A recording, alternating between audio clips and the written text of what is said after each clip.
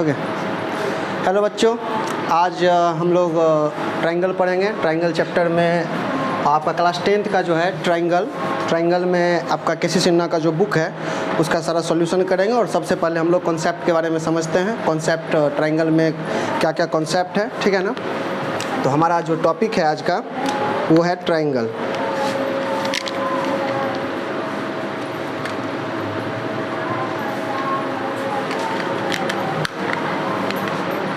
Triangle सबसे पहले हम लोग समझेंगे सर्वांगसम आकृति के बारे में। सर्वांगसम आकृति क्या होता है? सर्वांगसम आकृति जो होता है उसमें उसका आकार जो होता है वो समान होता है, ठीक है ना। जैसे ये हाथ है मेरा, ठीक है, और ये हाथ है। ये दोनों को अगर रख दिए तो पिछला हाथ जो है मेरा दिखाई नहीं दे रहा है ना। तो इसका मतलब है जो इसका आकार जो है वो क्या है, समान है ना। इसका आकार जो है समान है। जैसे ये दोनों फिगर है, ये दोनों फिगर सर्वांगसम तब होगा जब इस फिगर को इस पे ला करके अगर हम रखते हैं, ठीक है ना, तो अगर पहला फिगर को अगर दूसरा फिगर ढक देता है तो उसको हम सर्वांगसम कहेंगे, ठीक है। और इसका माप जो होता है वो समान होता है। जैसे इस इंची को लेकर के हम इधर नापे तो यहाँ पे जितना है उतना ही यहाँ पर भी ये आएगा, ठीक है ना। इसका माप जो होता है वो भी क्या होता है, समान होता है। उसको हम सर्वांगसम आकृति कहते हैं, ठीक है।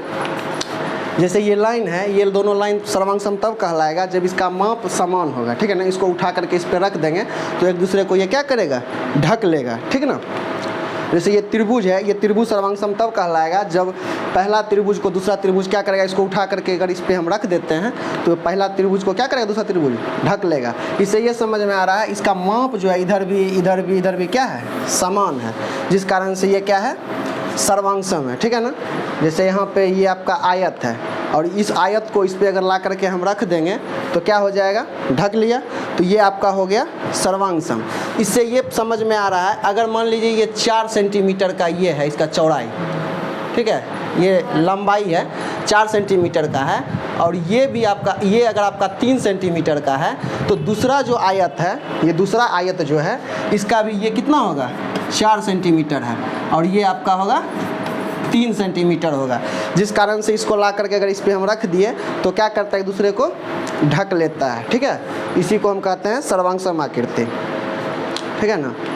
जैसे ये वृत्त है, ये वृत्त की त्रिज्या अगर समान होगा तब ये एक दूसरे को क्या करेगा, ढक लेगा। जैसे मान लीजिए ये त्रिज्या इसका 3 सेंटीमीटर है और इसका भी त्रिज्या 3 सेंटीमीटर है, तो समान आकार का वृत्त बनेगा, समान आकार का वृत्त बनेगा। और इसको अगर इस पे ला करके रख देंगे तो क्या करेगा, एक दूसरे को ढक लेगा। तो ये वृत्त भी क्या हो गया, आपका सर्वांगसम हो गया, ठीक है। ये दोनों सर्वांगसम आकृति है। सर्वांगसम को हम इस चिन्ह से दर्शाते हैं, इसको हम सर्वांगसम कहते हैं, ठीक है।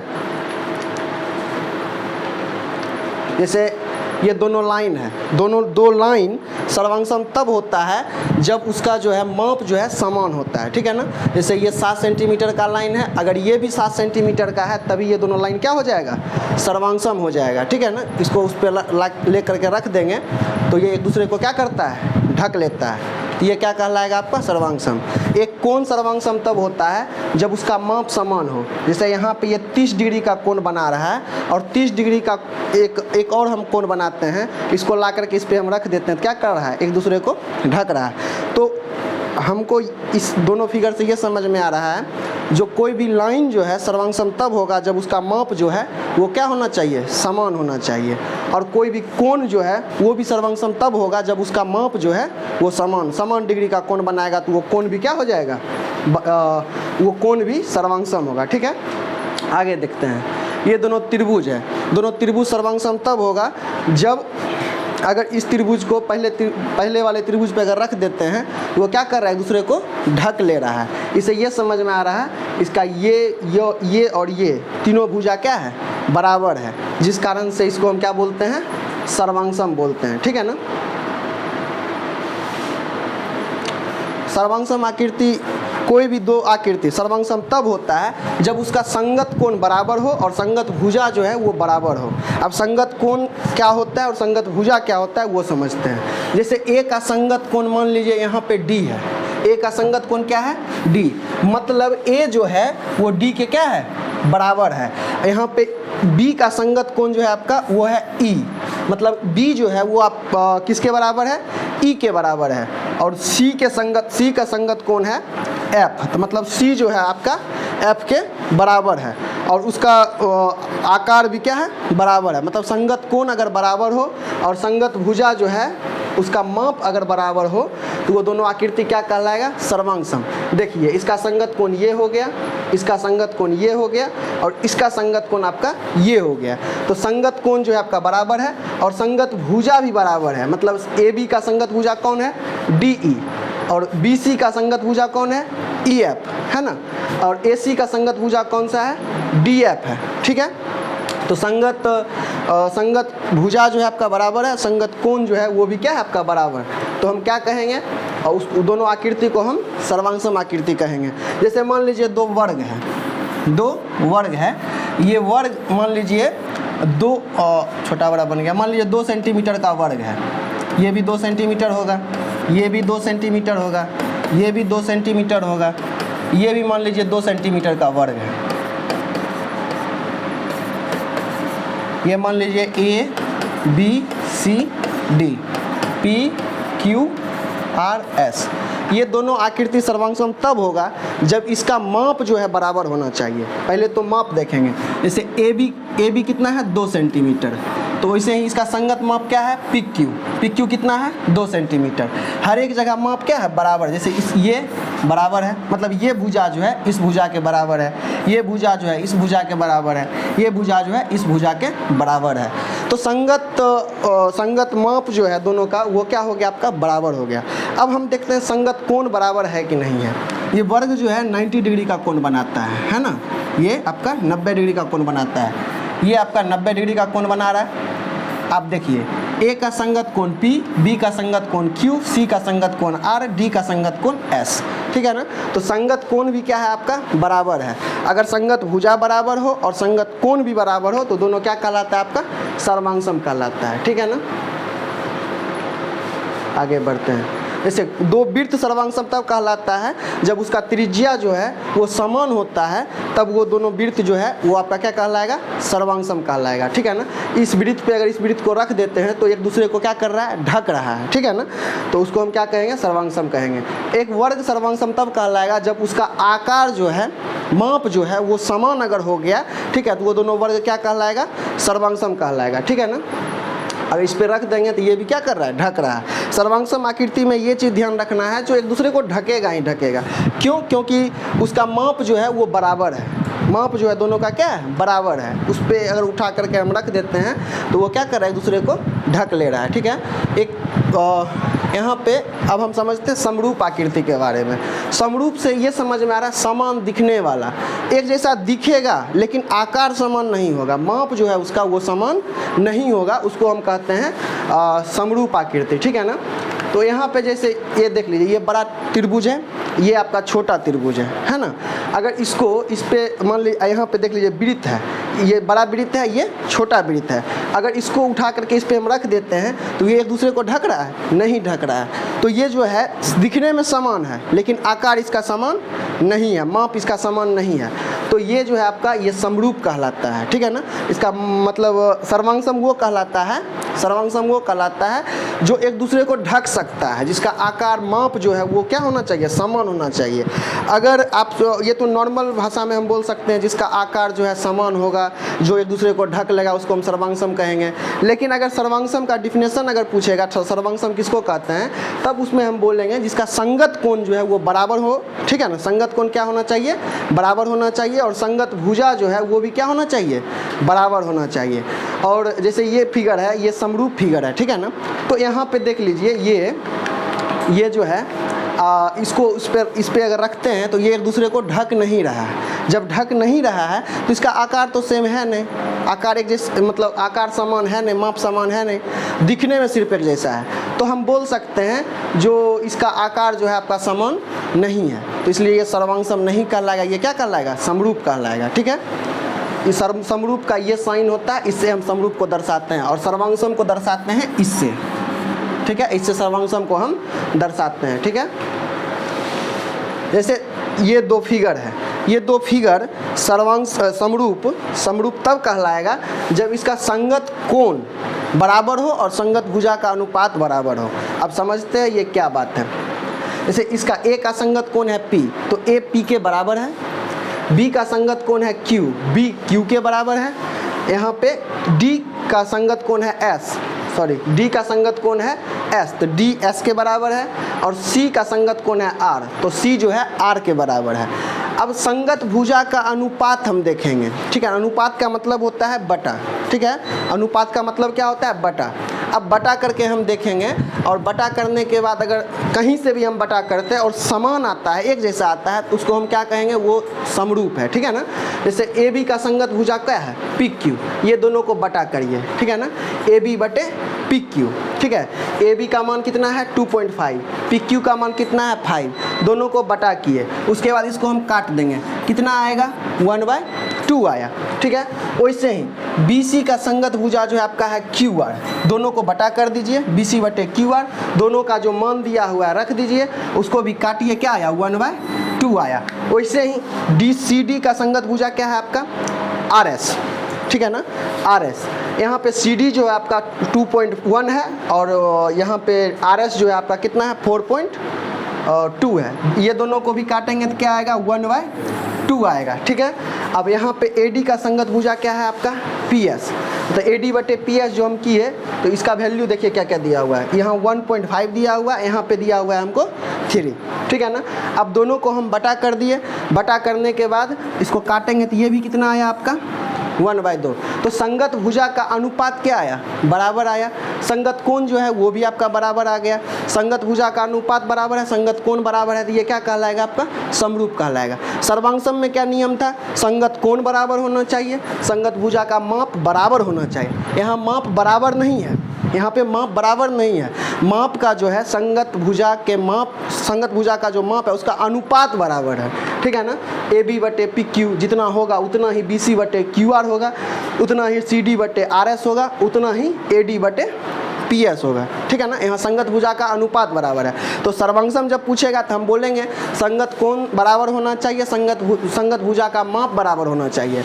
और संगत अगर समरूप के बारे में पूछेगा तो समरूप के बारे में हम बोलेंगे जो संगत कोण बराबर होना चाहिए, और संगत भुजा का अनुपात जो है वो भी क्या होना चाहिए? बराबर होना चाहिए। संगत भुजा का अनुपात मतलब बटा में कर करके हम देखेंगे, अनुपात क्या होना चाहिए? बराबर होना चाहिए, उसको हम कहेंगे समरूप। जैसे ये 2 फिगर है, ठीक है ना। यहाँ पे वही फिगर है, उसमें हम समझा रहे हैं समरूप आकृति के बारे में समझेंगे। यहाँ पे ए जो है वो पी के क्या है? बराबर, बी जो है क्यू के बराबर, सी जो है आर के बराबर, डी जो है एस के बराबर, और संगत भुजा का अनुपात क्या है? बराबर। ये दोनों आकृति को हम क्या कहेंगे? समरूप आकृति बोलेंगे, ठीक है। और मान लीजिए अगर यहाँ पे हमको दिया हुआ रहता ए पी के बराबर, बी जो है क्यू के बराबर, सी जो है आर के बराबर, डी जो है एस के बराबर, और भुजा का माप हमको बराबर दिया रहता। मान लीजिए यहाँ 2 है, यहाँ 2, यहाँ 3, यहाँ 4, यहाँ 5, यहाँ भी 2, 3, 4, 5। तो यहाँ पे संगत कोण जो है आपका वो क्या है? बराबर है, और संगत भुजा का माप भी क्या है? आपका बराबर। तो ये दोनों क्या कहला जाता है? ये क्या कहलाता है? ये आपका सर्वांगसम आकृति कहलाता है, ठीक है ना। लेकिन अगर संगत भुजा का अनुपात अगर हमको बराबर दिया हुआ है तो वो क्या कहला जाएगा? समरूप कहलाएगा, ठीक है। आगे बढ़ते हैं। इसको ऐसे हम लिखेंगे जैसे त्रिभुज चतुर्भुज ए बी सी डी समरूप है चतुर्भुज पी क्यू आर एस के समरूप है, ऐसे हम इसको लिखते हैं, ठीक है। अब आगे बढ़ते हैं। जैसे ये 2 फिगर है, ठीक है ना। इसमें हम देखते हैं ये समरूप है कि नहीं है। सबसे पहले हम देखते हैं इसका कोण जो है वो कोण बराबर है। कोण ए जो है वो पी के क्या है? बराबर है। यहाँ पे कोण ए जो है यहाँ 90 डिग्री का बना रहा है कोण, यहाँ पी जो है 90 डिग्री कोण बना रहा है, बी जो है वो 90 डिग्री कोण बना रहा है, क्यू जो है 90 डिग्री कोण बना रहा है, सी भी 90 बना रहा है, ये भी 90 बना रहा है, डी 90, एस भी 90। मतलब ए जो है वो पी के बराबर है, बी जो है क्यू के बराबर है, सी जो है आर के बराबर है, डी जो है आपका एस के बराबर है। मतलब संगत कोण जो है आपका वो क्या हो गया? बराबर हो गया। अब हम चेक करते हैं संगत भुजा का अनुपात बराबर है कि नहीं है, ठीक है ना। यहाँ पे देखिए, यहाँ पे नहीं लिखा हुआ है, ए बी है 3, ये भी 3 होगा, ये भी 3, ये भी 3। यहाँ पे पी क्यू जो है वो है 4.5 और क्यू आर जो है 3.5, ये भी 3.5, ये भी 4.5। अब सबको हम क्या करेंगे, संगत भुजा, संगत कोण तो बराबर है, संगत कोण क्या है, बराबर है, और संगत भुजा का अनुपात हम निकालने का प्रयास करते हैं। संगत भुजा का अनुपात यहाँ पे देखिए, जैसे ए बी का संगत भुजा है पी क्यू, दोनों को बटा किए कितना आया 1/1.5, इसको काट दीजिए तो आएगा 1/1.5। फिर हम यहाँ पे बी सी बटे क्यू आर करते हैं, तो बी सी बटे क्यू आर अगर हम करते हैं तो 1/1.5 नहीं आएगा। जब नहीं आया तो संगत भुजा का अनुपात बराबर है, नहीं है, संगत भुजा का अनुपात जो है बराबर नहीं है, हमको यहीं पता चल गया। तो संगत भुजा का अनुपात बराबर नहीं है तो ये समरूप होगा, नहीं होगा। तो मतलब समरूप होने के लिए दोनों कंडीशन होना चाहिए, मतलब संगत कोण भी बराबर होना चाहिए और संगत भुजा का अनुपात भी क्या होना चाहिए, बराबर होना चाहिए, ठीक है। तो ये दोनों चतुर्भुज जो है वो समरूप आपका नहीं होगा, ठीक है। जैसे ये दोनों आकृति ले लेते हैं, इसमें देखिए संगत भुजा का अनुपात हम देखते हैं, ठीक है ना। संगत भुजा का अनुपात देखिए, ए बी बटे पी क्यू किए तो आया 1/2, बी सी बटे क्यू आर किए तो आया 1/2, डी सी बटे आर एस किए तो 1/2 आया, यहाँ A D by P S किए तो 1/2 आया। मतलब संगत भुजा का अनुपात क्या आया है, बराबर आ गया है, ठीक है। लेकिन संगत कोण यहाँ पे देखिए बराबर नहीं है, यहाँ 90 डिग्री का कोण बना रहा है और यहाँ पे 90 डिग्री का कोण नहीं बना रहा है, ठीक है ना। यहाँ भी 90 बना रहा है लेकिन यहाँ 90 नहीं बना रहा है, ठीक है। मतलब हर एक जगह वही चीज़ है ना। तो यहाँ पे जो है संगत कोण जो है वो बराबर आपका नहीं है, तो संगत कोण आपका बराबर नहीं है और संगत भुजा का अनुपात क्या है, बराबर है। तो क्या ये समरूप कहलाएगा, ये समरूप आपका नहीं कहलाएगा। समरूप होने के लिए दोनों कंडीशन होना चाहिए, संगत भुजा का अनुपात भी बराबर होना चाहिए, संगत कोण भी क्या होना चाहिए, बराबर होना चाहिए। दोनों कंडीशन आप देख चुके हैं, पिछला जो कंडीशन था उसमें आपका संगत कोण बराबर था, संगत भुजा का अनुपात आपका बराबर नहीं था, इसलिए समरूप नहीं हुआ। यहाँ पे संगत भुजा का अनुपात बराबर है लेकिन संगत कोण बराबर है नहीं है यहाँ पे, इसलिए ये समरूप नहीं हुआ। तो ये दोनों चीज़ का ध्यान रखना जरूरी है, जो संगत भुजा का अनुपात भी बराबर होना चाहिए और संगत कोण भी बराबर होना चाहिए, ठीक है। आगे हम देखते हैं, यहाँ पे जैसे इस फिगर में हम देखते हैं, जैसे मान लीजिए ये फिगर जो है इस फिगर के समरूप है, ठीक है। आप देख लीजिए यहाँ 90 डिग्री का कोण बना रहा है, इस फिगर में भी 90 डिग्री का कोण बना रहा है, तो संगत कोण तो बराबर हो गया, ठीक है ना। ये इसका संगत कोण इसके संगत कोण के क्या है, बराबर है।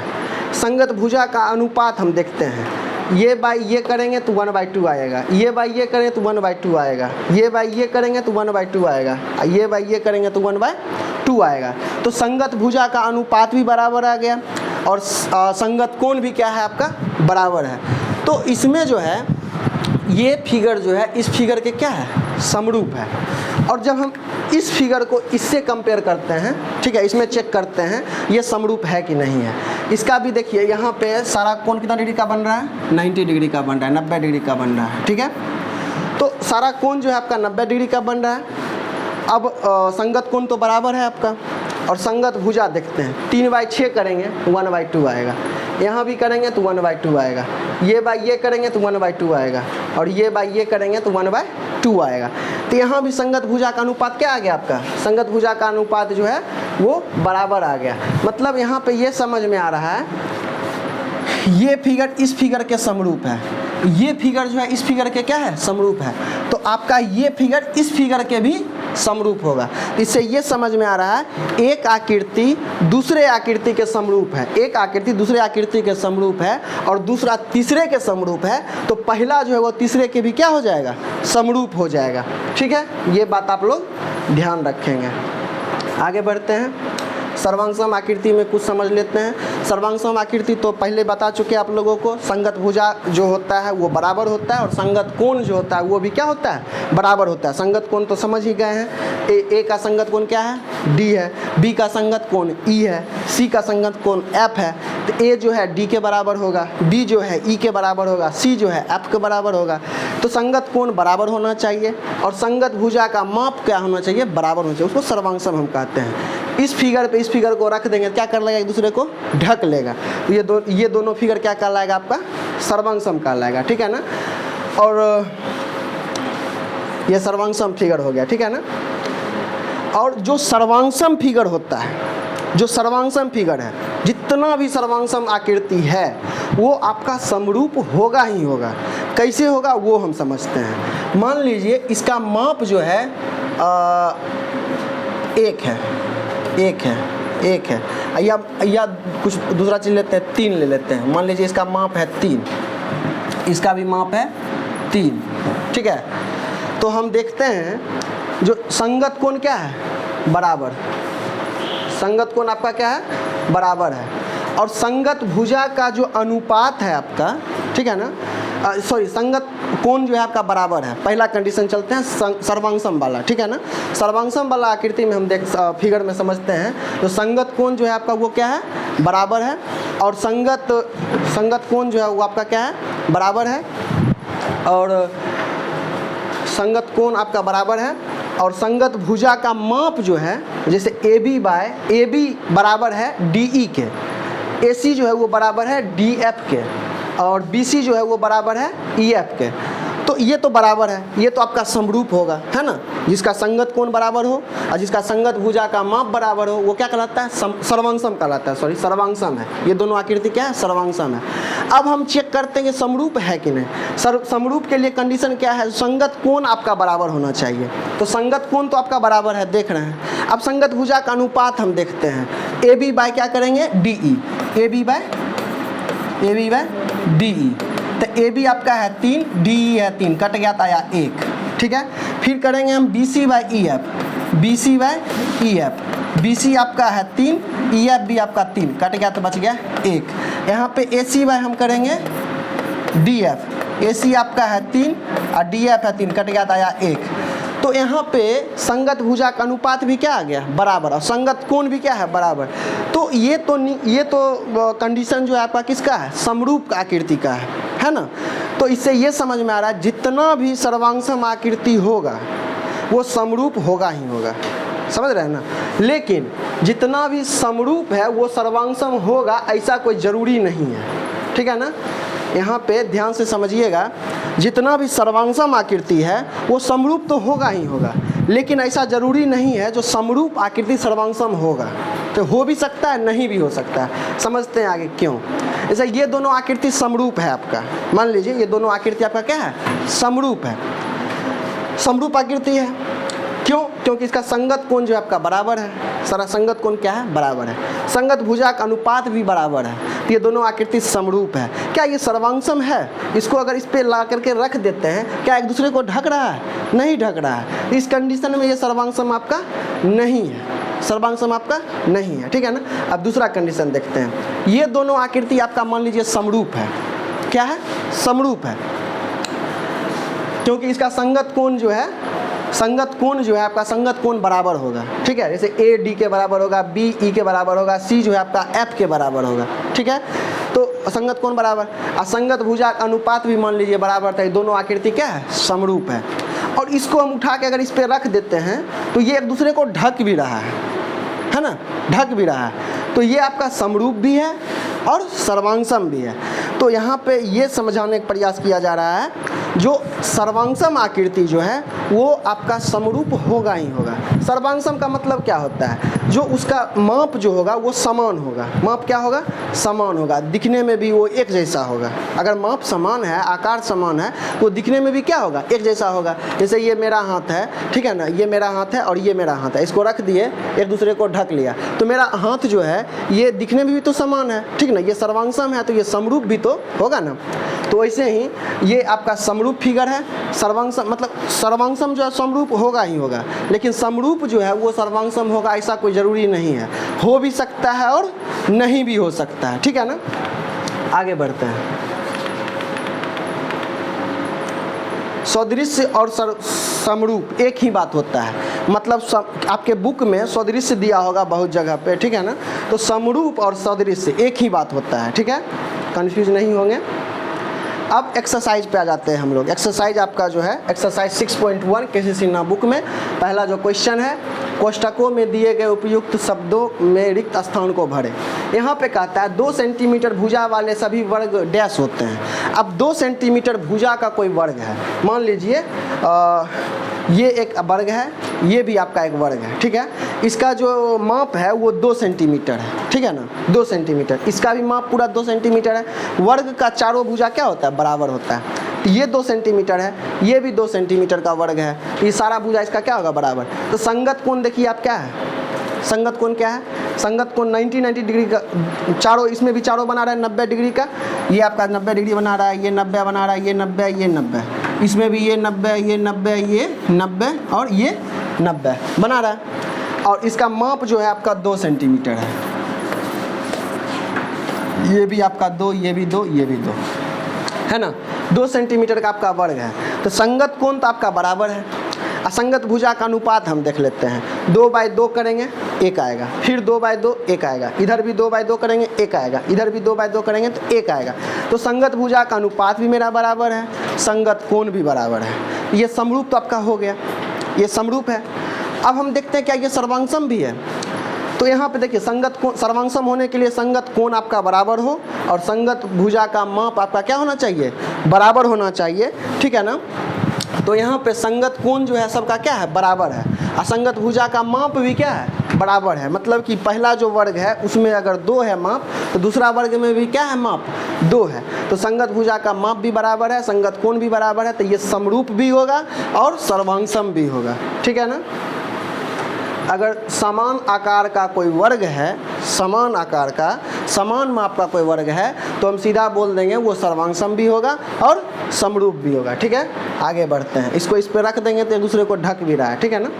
अगला क्वेश्चन है, समान त्रिज्या वाले वृत्त डैश होते हैं। समान त्रिज्या का वृत्त आप ले लीजिए, मान लीजिए 5 सेंटीमीटर त्रिज्या की ये वृत्त है, एक और वृत्त है 5 सेंटीमीटर त्रिज्या का ही वृत्त है।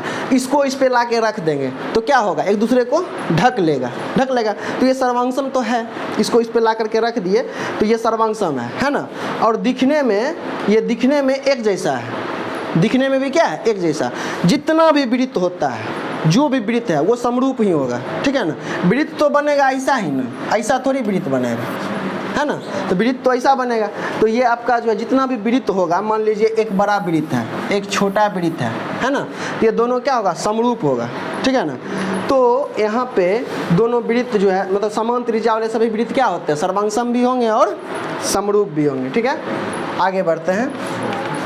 अगला क्वेश्चन है, सभी समचतुर्भुज डैश होते हैं। सभी समचतुर्भुज जो होता है वो आपका सदृश्य होता है, समरूप होता है। यहाँ पे देख लीजिए, यहाँ पे 90 डिग्री का यहाँ पे कोण बन रहा है, यहाँ भी आपका 90 डिग्री का कोण बन रहा है, ठीक है। यहाँ पे आपका 90 डिग्री का कोण बन रहा है। तो ये दिखने में आपका क्या है, समान है ना। और दिखने में समान है तो आपका समरूप कहलाएगा। संगत कोण आपका क्या है, इसका बराबर है। संगत भुजा मान लीजिए कुछ होगा, इसका 1 1 1 1 है, यहाँ 2 2 2 2 है। संगत भुजा का अनुपात भी आपका क्या है, बराबर है, ठीक है। ये क्या हो गया, समरूप। क्या सर्वांगसम होगा, इसको उस पर रखेंगे तो क्या ढक पाएगा एक दूसरे को, नहीं ढक पाएगा। ये आपका जो है, ये आपका कहलाएगा, क्या कहलाएगा, सदृश्य कहलाएगा, ठीक है, समरूप कहलाएगा। एक भवन के एक ही निगेटिव से बने फोटो डैश होते हैं। एक भवन का, ठीक है ना, एक भवन है, उसका एक हम फोटो अगर खींचते हैं तो एक ही निगेटिव से बना हुआ फोटो कैसा होगा, एक जैसा दिखने में होगा, ठीक है ना। फोटो छोटा भी हो सकता है, ठीक है ना, छोटा भी फोटो हो सकता है, बड़ा भी फोटो हो सकता है। तो छोटा बड़ा है तो वो दिखने में एक जैसा है, जरूरी नहीं एक सर्वांगसम होगा, ठीक है ना। तो सदृश्य हम बोल सकते हैं, ठीक है। दो बहुभुज जिनकी भुजाएं समान है समरूप होते हैं यदि उनकी संगत कोण समान एवं संगत भुजा क्या होता है, क्या बताए हैं समरूप के लिए। जो समरूप क्या कहता है, समरूप होते हैं। समरूप कब होता है, जब संगत कोण बराबर हो और संगत भुजा का अनुपात क्या हो, बराबर हो, समानुपाती हो, समान अनुपात में हो, ठीक है ना। तो क्या होना चाहिए, समानुपाती होना चाहिए। मतलब समरूप होने क्या कह रहा है, दो बहुभुज मतलब कि दो गो आकृति है, दो गो फिगर है, वो आपका समरूप कब होता है, मतलब समरूप कब होगा, समरूप तब होगा जब उनकी संगत कोण समान हो और क्या होना चाहिए, संगत भुजाओं का अनुपात भी क्या होना चाहिए, बराबर, मतलब समान अनुपात में होना चाहिए, ठीक है। तब वो क्या कहलाएगा, आपका समरूप कहलाएगा, ठीक है। आगे बढ़ते हैं। दो सदृश आकृतियाँ सर्वांगसम होती है। सर्वांगसम कब होती है? दो सदृश आकृतियाँ सर्वांगसम होती है। क्या ऐसा है जो दो सदृश आकृति दिखने में जो एक जैसा है वो सर्वांगसम होगा? जरूरी है। देखिए मान लीजिए ये आकृति है और ये आकृति है आपका, ठीक है। ये दिखने में तो एक जैसा है, समरूप है आपका, लेकिन क्या ये सर्वांगसम होगा? एक दूसरे को ढक पाएगा? नहीं ढक पाएगा। तो ये असत्य लिखा हुआ, सत्य असत्य हमको देखना है, ठीक है। आगे देखते हैं। दो सर्वांगसम आकृतियाँ समरूप होती है, ठीक है ना। हम बताए थे आप लोगों को दो सर्वांगसम आकृति जो है वो समरूप होगा ही होगा। सर्वांगसम है तो समरूप होगा ही होगा, लेकिन समरूप है तो वो सर्वांगसम होगा ऐसा कोई ज़रूरी नहीं है। हो भी सकता है, नहीं भी हो सकता है, ठीक है ना। तो यहाँ पे दो सर्वांगसम आकृति समरूप होती है, हाँ सत्य बात है, होगा ही होगा, है ना। आगे बढ़ते हैं। सभी समद्विबाहु त्रिभुज समरूप होते हैं। समद्विबाहु त्रिभुज समरूप होते हैं, असत्य है। दो कोई भी सभी यहाँ पे लिखा गया है सभी समद्विबाहु त्रिभुज जो है समरूप होगा, ऐसा जरूरी नहीं है, ठीक है ना। आगे बढ़ते हैं। सभी समकोण त्रिभुज समरूप होते हैं। सभी समकोण त्रिभुज जो है वो समरूप होंगे, ये भी असत्य है। क्यों असत्य है? यहाँ पे देखिए, जैसे मान लीजिए ये आपका एक समकोण त्रिभुज है, ये भी आपका समकोण त्रिभुज है। ये तो कोण आपका बराबर है, ठीक है, ये आपका कोण बराबर है। यहाँ मान लीजिए आपका 30 का बना, यहाँ बन गया 60 का कोण, यहाँ पे बन गया 45 का कोण, यहाँ बन गया आपका 45 का कोण। तो क्या संगत कोण बराबर है? देखिए तो यहाँ पे ये कोण इसके बराबर है, ये कोण इसके बराबर है, नहीं है। तो संगत कोण आपका बराबर नहीं है।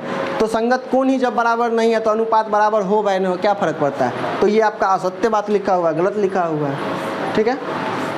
आगे बढ़ते हैं। सभी वर्ग समरूप होते हैं। जितना भी वर्ग जितना भी होता है वो दिखने में तो एक ही जैसा होगा। वर्ग होगा तो दिखने में एक ही जैसा होगा, छोटा होगा बड़ा होगा, और छोटा बड़ा है तो दिखने में जैसा है ना। तो वो क्या होगा? आपका समरूप कहलाएगा, ठीक है। सभी आयत समरूप होते हैं, सत्य बात है। आयत जो भी है वो दिखने में एक जैसा होगा, और एक जैसा दिखने में है तो वो आपका क्या कहलाएगा? समरूप कहलाएगा। आगे बढ़ते हैं। सभी व्यक्ति के एक ही निगेटिव से चित्रित फोटो सदृश्य होते हैं। यहाँ पे सत्य है। कोई भी आदमी है उसका एक ही निगेटिव से, पहले रील आता था निगेटिव, ठीक है ना, तो उससे ना फोटो बनता था। उस एक ही निगेटिव से अगर जितना भी फोटो निकालेंगे वो तो एक ही जैसा लगेगा दिखने में, है ना। तो सत्य होगा। एक ही व्यक्ति के फोटो 5 वर्ष की उम्र में, दूसरा 50 वर्ष की उम्र में सदृश्य होते हैं, ये असत्य बात है। जैसा आपका बचपन का फोटो है, 50 वर्ष की उम्र में वैसा ही फोटो आएगा? नहीं आएगा। तो यहाँ पे वो क्या है? गलत बात है, सदृश्य नहीं होगा, है ना। बचपन में दाढ़ी नहीं होता है, लेकिन आप 50 साल के हो जाइएगा दाढ़ी हो जाएगा, उजला उजला दाढ़ी हो जाता है, ठीक है ना। यहाँ पे सर्वांगसम आकृति का हमको 2 उदाहरण देना है। 2 उदाहरण देना है, सर्वांगसम आकृति का 2 उदाहरण देना है, ठीक है। जैसे मान लीजिए हम दे देते उदाहरण, 5 सेंटीमीटर त्रिज्या का एक वृत्त, ठीक है, ये भी सर्वांगसम होगा, ठीक है। एक उदाहरण हम दे देते हैं वर्ग का, समान माप का वर्ग, ठीक है ना, ये भी आपका क्या होगा? सर्वांगसम हो जाएगा, ठीक है। ये भी आपका सर्वांगसम। 2 उदाहरण दे दिए हम। 2 उदाहरण बोला देने के लिए सर्वांगसम आकृति का, तो हम पहला उदाहरण दे सकते हैं समान त्रिज्या का वृत्त, और दूसरा उदाहरण दे सकते हैं समान माप का वर्ग, ठीक है। अगला क्वेश्चन है सदृश आकृति जो सर्वांगसम नहीं है। 2 को ऐसा उदाहरण देना है जो सदृश है लेकिन सर्वांगसम नहीं है। तो यहाँ पे देख लीजिए, ये सदृश है, इसका त्रिज्या 5 सेंटीमीटर, इसका त्रिज्या 2 सेंटीमीटर, ये सदृश है। क्या ये सर्वांगसम है? देखिए तो सर्वांगसम है? नहीं है, ठीक है ना। एक और उदाहरण दे देते हैं, ये दोनों ट्राइंगल, ठीक है ना, ये दोनों ट्राइंगल, ये सदृश है। क्या ये सर्वांगसम है? सर्वांगसम है? नहीं है। 2 उदाहरण देना था, हम दे दिए। सदृश है लेकिन सर्वांगसम नहीं है। आगे बढ़ते हैं। अगला क्वेश्चन है असदृश्य है। असदृश्य का मतलब सदृश्य नहीं है, ठीक ना। ये दोनों सदृश्य नहीं है। एक आपका वर्ग है, एक आपका आयत है। क्या सदृश्य हो सकता है? नहीं होगा, ठीक है ना। इसका सदृश्य होने के लिए जो नियम बताए हैं वो नियम भी आप लोग चेक कर सकते हैं। संगत कोण बराबर होना चाहिए, संगत भुजा का अनुपात भी आपका क्या होना चाहिए? बराबर होना चाहिए। आप चेक कर लीजिए, बराबर नहीं होगा, ठीक है। 2 समकोण त्रिभुज जिनमें एक कोण 30 और 60 डिग्री है तथा दूसरा कोण 45 है, ये भी दे सकते हैं। असदृश्य बोल रहा है, असदृश्य। तो जैसे 2 समकोण त्रिभुज है, अभी तुरंत थोड़ा देर पहले आप लोगों को बताए थे दो समकोण त्रिभुज है, इसका ये कोण आपका 45 है, ये आपका 30 है, ये मान लीजिए 60 है, ये आपका 45 है, ये आपका 45 है। क्या ये समरूप होगा, सदृश्य होगा? नहीं होगा। ये भी हम उदाहरण दे सकते हैं, दो उदाहरण बोल रहे हैं देने के लिए, दो उदाहरण, एक आपका ये आयत वर्ग वाला हो गया, एक आपका समकोण त्रिभुज वाला हो गया, दो उदाहरण हो गया, दोनों उदाहरण हम लोग दे सकते हैं। ठीक है, अब चौथा नंबर क्वेश्चन है, निम्नलिखित समकोण त्रिभुज समरूप है या नहीं। यहाँ जो समरूप त्रिभुज दिया हुआ है, सॉरी क्या है, समकोण त्रिभुज समरूप है कि नहीं है, हाँ या ना में जवाब देना है। ठीक है ना, हाँ या ना में जवाब देना है, ये दोनों जो है आपका समरूप है कि नहीं है। तो सबसे पहले हम लोग देखते हैं संगत भुजा का अनुपात, हम देखते हैं ये बटे ये करिए, ये बटे ये करिए, और ये बटे ये करिए। ठीक है, तो संगत भुजा का अनुपात क्या आ गया, बराबर आ गया। और संगत कोण जो है आपका क्या है, वो संगत कोण भी जो है आपका वो बराबर होगा। ठीक है, तो ये दोनों जो है आपका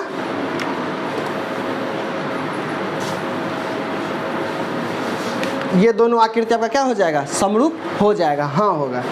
ठीक है, यहाँ पे देखिए, यहाँ पे ये 10 है, ये भी आपका 10 है, ये 5 है, ये भी 5 है, यहाँ 4 है, ये भी 4 है, यहाँ 2 है, ये भी 2 है। तो यहाँ पे संगत कोण जो है आपका, संगत कोण 90 डिग्री का है सारा, तो संगत कोण आपका क्या हो गया, बराबर है। संगत कोण बराबर दिया हुआ है। संगत भुजा का अनुपात आप चेक कर लीजिए, संगत भुजा का अनुपात बराबर है कि नहीं है, बराबर है, नहीं है, नहीं है तो संगत भुजा का अनुपात बराबर नहीं है तो समरूप नहीं है, बराबर था ना। अब यहाँ पे देखते हैं ये समरूप है कि नहीं पूछ रहा है, तो यहाँ पे संगत कोण तो बराबर है, संगत भुजा का अनुपात यहाँ भी क्या है, बराबर है, बराबर नहीं ना है। जब बराबर नहीं है तो ये क्या समरूप होगा, नहीं होगा। यहाँ पे देख लीजिए, यहाँ पे संगत भुजा का अनुपात जो है हमको ना ही संगत भुजा का अनुपात बराबर दिया है और ना ही संगत कोण हमको बराबर दिया है। क्या ये समरूप होगा, समरूप नहीं होगा। यहाँ पे इस फिगर में हम देखते हैं, यहाँ पे संगत कोण क्या है, बराबर है, संगत कोण क्या है, बराबर है, और संगत भुजा का अनुपात बराबर है। संगत भुजा का ये बटे ये करिए 1/2 आएगा, ये बटे ये करिए 1/2 आएगा, ये बटे ये करिए 1/2 आएगा, ये बटे ये करिए 1/2 आएगा। तो संगत भुजा का अनुपात भी यहाँ बराबर है, संगत कोण भी बराबर है, तो ये दोनों फिगर क्या है, समरूप है। ठीक है, तो आपका एक्सरसाइज 6.1 ख़त्म हो गया। और भी आगे क्या, ये सब फिगर ये सब हो गया है, नहीं हुआ ये सब, 7 पहले आ गया। इसमें भी वही पहचानना है समरूप है या नहीं है। ठीक है ना, तो आप लोग इसको खुद से कर लीजिए। ठीक है, देख लेंगे संगत कोण तो बराबर है, लेकिन संगत भुजा का अनुपात जो है आपका वो बराबर नहीं है, ये दोनों फिगर जो है आपका समरूप नहीं होगा। ठीक है, यहाँ भी देख सकते हैं, यहाँ पे संगत भुजा का अनुपात तो हमको बराबर दिया हुआ है, बटा करके आप देख लीजिए, संगत भुजा का अनुपात आपको बराबर दिया हुआ है, लेकिन संगत कोण जो है बराबर नहीं है। 90 डिग्री बना रहा है, लेकिन यहाँ 90 डिग्री का नहीं बना रहा है कोणों में। ठीक है, तो ये आपका जो है ये संगत कोण बराबर नहीं होने के कारण ये आपका समरूप नहीं होगा। तो ये आपका एक्सरसाइज 6.1 ख़त्म हो गया है। अगले वीडियो में हम लोग प्रमेय के बारे में समझेंगे, थेल्स प्रमेय। ठीक है, धन्यवाद। रोको।